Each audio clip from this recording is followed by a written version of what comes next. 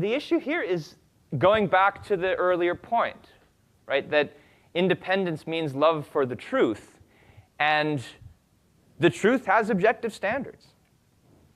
And so sometimes society can get it right.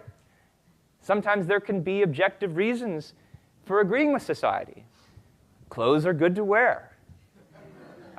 It can even be not a bad thing to wear the same clothes, the same fashions. I mean, did you guys see the picture of the 4 speakers at the debate the other day?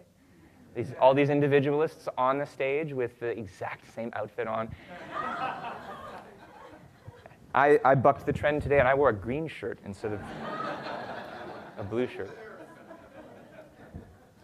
And not only that, but you can see a way in which the people who reject society just because it's society, these anticonformists, there's a really important way in which they are still dependent on society, right? So if everybody's wearing blue shirts, and so they wear a green shirt, and then the next day the green shirt catches on, everybody starts wearing green shirts, they say, well, you can't do that anymore. And they're still dependent. They have to change when society changes. They're just doing the opposite. It's the George Costanza method.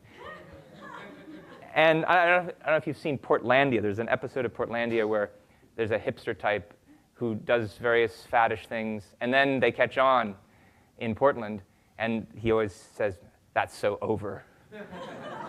And it keeps happening over and over again. But you don't have to be, I don't think you have to be a Lois Cook type to be worried about anticonformism. I think that it's very easy for any of us to slip into this kind of habit. I mean, especially when we might get so used to being independent from society that we're automatically skeptical of everything popular. And I just wanted to mention a couple of cases where I think I've seen, and in certain cases found within myself, possible cases of so-called objectivist anticonformism. And think about whether you agree with this. But you've heard this, the language of virtue signaling talked about a lot lately. Now, I think that's a bit of a package deal because it's good to signal your virtue. But what a lot of that discussion is getting at is that there are certain people who like to show off how they have the values of a certain tribe. And I don't know, suppose you really don't like the current political setup. Suppose you have objections to the president. Do you do nothing all day but post about how terrible Trump is so that you can signal to, I don't know, some liberal friends of yours, you're on their side?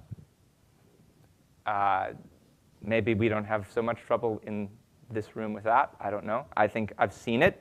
But what about this other thing?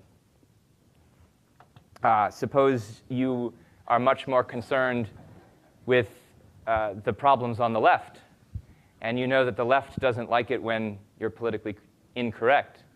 Do you ever find yourself kind of being purposefully politically incorrect just to spite the people on the left? And sometimes maybe missing things that they might be right about because of that.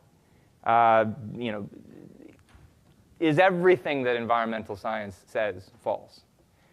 And have you surveyed it enough to find that out?